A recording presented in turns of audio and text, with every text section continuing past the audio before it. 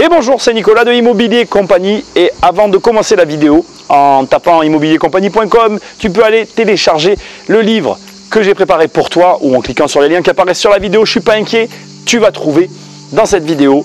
Tu t'attends peut-être à ce que Antoine arrive. Eh bien, je suis désolé, je préfère te le dire tout de suite. Antoine ne viendra pas dans cette vidéo.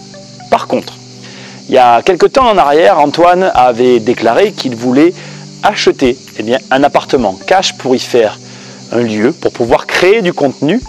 Récemment, il en a reparlé, ça m'a vraiment fait tilter parce que je suis la chaîne d'Antoine. Tu trouveras tous les liens dans la description. Et en fait, ça m'a vraiment intéressé. J'ai eu envie tout simplement de faire une petite analyse. Je ne vais pas dire ça comme ça, mais de simplement voir avec toi ce que moi je ferais si j'étais le conseiller d'Antoine, ou ce que je lui conseillerais, ou en tout cas comment je m'y prendrais. Tu vas voir, ça va être intéressant. Alors avant de commencer, on va voir le petit extrait où il parle justement de ce sujet. C'est parti. On va pas parler de création de contenu là. Ce que je voudrais faire, c'est acheter un studio à Paris, dans le centre de Paris, et acheter un petit studio, une chambre de bonne, tu vois, et m'en faire un petit studio d'enregistrement, un espace à moi, un espace qui m'appartient où je peux aller absolument quand je veux. Donc mon but, c'est un peu de recréer, de créer un safe space, un espace à moi, un espace qui m'appartient, dans lequel je peux aller quand je veux, un espace dans lequel je suis bien pour travailler, dans lequel j'ai pas d'interruption, dans lequel j'ai personne qui me dérange. Et en fait, ce que j'aurais voulu faire à la base, c'était l'acheter cash, c'était économiser bien pendant un an et demi ou 2 ans, et puis l'acheter cash. Maintenant, je sais pas si je vais faire ça, je sais pas si je vais l'acheter cash, simplement parce que j'ai pas envie d'attendre 2 ans. Déjà, j'aimerais bien l'avoir assez rapidement. J'ai fait quelques coupes, si jamais tu veux revoir ou écouter cet extrait, pareil, je te mets les liens, tu as tout dans la description. Alors, comme tu viens de le voir, Antoine a récemment un petit peu, pas changé d'avis, il a évolué sur sa manière de voir la chose. Il a déclaré tout simplement, comme tu l'as entendu, que peut-être qu'il voulait quelque chose de plus grand. Il n'était plus trop sûr. Bon, bref, voilà, c'est ça qui est intéressant. Alors, si j'étais le conseiller d'Antoine, qu'est-ce que je ferais? Là, on va vraiment se concentrer sur la stratégie. Alors, Antoine, il y a une chose qui est évidente et par laquelle j'ai besoin de commencer, c'est son envie de liberté. C'est clairement la personne qui attache de l'importance à sa liberté. Et comme tu peux le comprendre, cette liberté, elle va être pour moi le point central du conseil. Et je vais commencer tout de suite en amorçant, en disant que j'arrive très facilement à comprendre pourquoi Antoine, par souci de liberté, était parti au départ dans sa tête en se disant « je vais acheter cash ». L'idée c'est quoi? Je garde ma liberté, je n'ai pas de créancier à qui je dois de l'argent, j'ai personne autour de l'investissement, il est à moi en pleine propriété. Et du coup, grâce à ça, je suis totalement libre. Alors, je vais tout de suite enlever le voile. C'est clair qu'en termes de sérénité, il n'y a rien qui est égal à un bien soldé. Moi, j'ai soldé des biens, le premier que j'ai soldé, c'est en 2006. Et donc, si tu veux, je sais de quoi je parle. C'est vraiment une sensation hyper agréable, en fait. Il n'y a plus de créancier, le bien est pleinement à toi et il y a une certaine aisance dans la tête qui se débloque. Il y a quelque chose qui se passe. Et c'est vrai que sur ce point-là, il a totalement raison. Et il n'y a rien qui pourra procurer une aussi grande sensation de liberté par rapport à un bien immobilier que d'avoir soldé le crédit. On est complètement d'accord là-dessus et je ne vais pas remettre ça en cause. Mais voilà, c'est là que mon conseil commence. Je ne procéderai pas exactement comme Antoine le déclare dans ses vidéos. Ou de ses podcasts, tu as compris l'idée. Hein. Alors voilà ce que moi je ferais. Voilà le conseil si je devais conseiller Antoine. Antoine, si tu écoutes cette vidéo, ce conseil est pour toi. Moi, je partirais du postulat que effectivement, je suis à la recherche de liberté. Et comme je cherche une liberté, en achetant cash un bien, qu'est-ce qui se produit? Un bien produit forcément des taxes, plus ou moins importantes selon les régions. Mais là, on parle de la France et en l'occurrence de Paris. Tu vas avoir le foncier, tu vas avoir la taxe d'habitation, tu vas avoir plein de taxes qui vont se greffer en fonction de comment tu vas exploiter le bien et qu'est-ce que tu vas domicilier à l'intérieur. Ça, pareil, je ne peux pas en parler, c'est trop. Il y a besoin d'avoir les détails de comment il va agencer les choses autour de ce bien-là pour répondre à la taxation liée au bien. Bref, tu vas générer des taxes. Si tu achètes le bien cash, il va falloir payer quand même ces taxes. Alors, ce n'est pas énorme et tu peux me répondre, oui, mais si je travaille, je les payerai. Mais l'idée, en tout cas, mon idée, c'est de dire comment faire pour ne rien avoir à payer. Comment faire pour que tu sois réellement libre? Voilà comment je procéderai.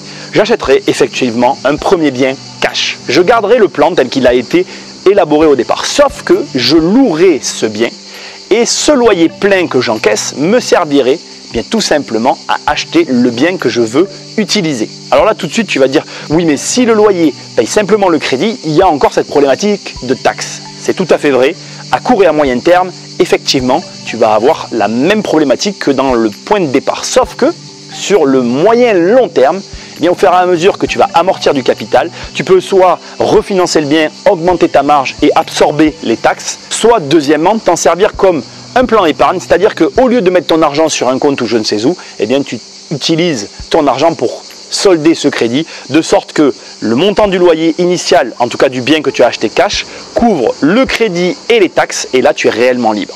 Alors, pourquoi j'attache une importance finalement à ce que le premier logement paye les taxes du second?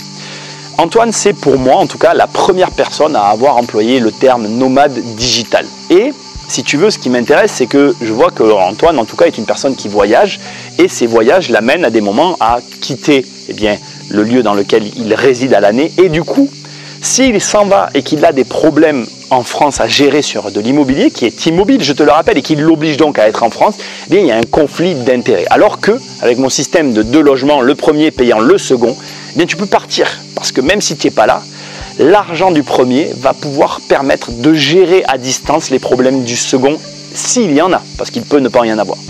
Dernier point, parce que j'imagine que tu te poses la question, où est-ce que tu ferais acheter Antoine? Qu'est-ce que tu lui conseilles comme achat? Est-ce qu'il achète un premier logement ailleurs qu'à Paris, il fait un gros investissement locatif pour financer un bien à Paris, ou est-ce qu'il achète entièrement tout à Paris?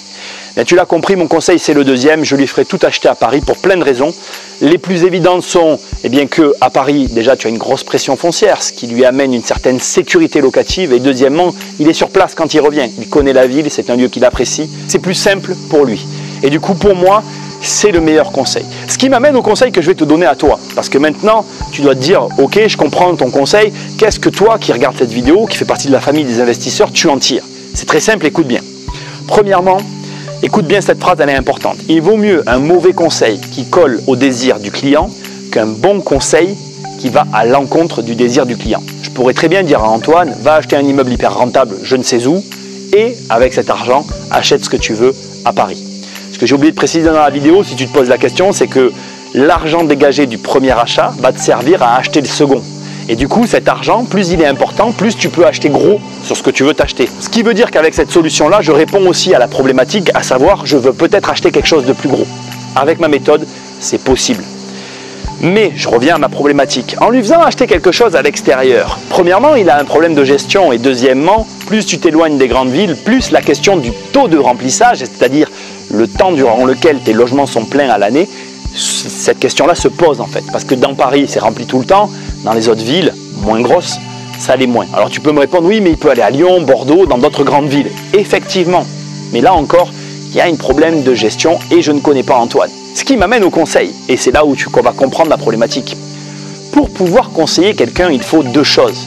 Sa situation et que la personne soit au clair de ses désirs. Je vais te donner un exemple tout bête. Antoine a une grande soif de liberté et nous partageons la même soif de liberté. Pourtant, je ne vis pas ma liberté de la même manière qu'Antoine vit sa liberté. Antoine va vivre sa liberté en voyageant, en sortant de France, alors que moi, je voyage beaucoup moins en comparaison. Pour quelle raison? J'ai besoin d'être proche de mes investissements. Pourquoi? Parce qu'ils me demandent mon temps et mon attention. Parce qu'aujourd'hui, mon patrimoine est en perpétuelle reconstruction et donc, malheureusement, je ne peux pas m'en éloigner trop, ou en tout cas trop longtemps. Ce qui fait une différence entre lui et moi, et ce qui implique donc des choix différents. Ma liberté, moi je la vis au quotidien. Je peux prendre mes journées quand j'ai envie, m'arrêter de bosser quand j'ai envie, et je le fais. Et pour moi, c'est une très grande déjà liberté d'avoir la liberté de mon temps, ma liberté d'action et mes choix possibles. Et ça, il faut que tu comprennes bien cette chose-là. C'est que tu dois te connaître et tu dois savoir ce que tu veux et ce que tu attends de tes investissements pour avoir le meilleur conseil. Voilà. Voilà ce que je ferais si j'étais le conseiller d'Antoine. Dernier point hyper important et petit conseil pour la route. Antoine, si jamais tu regardes cette vidéo, je ne pense pas que dans ta situation, il y ait besoin d'une formation particulière pour faire ce que tu veux faire. Il y a juste une chose très importante et ce conseil est aussi valable pour toi, ça t'en fera 2 pour le prix d'un. Quand tu achètes cash, tu as une vraie valeur sur le marché. Le marché immobilier, c'est un marché où les gens ne payent pas cash, où il y a peu de gens qui payent cash. Et donc ces gens-là ont une valeur. Donc fais valoir ta valeur et négocie parce que tu payes cash. Et dernier point, hyper important, petit détail que je veux absolument ajouter, ne va pas croire que parce que tu es à Paris, ça n'a pas de valeur. C'est pareil, quelqu'un qui paye cash a de la valeur partout. Voilà, j'en ai fini. Je te dis à très bientôt dans une prochaine vidéo. Salut! Non, tu t'en vas déjà? Investir, c'est plus fort que toi.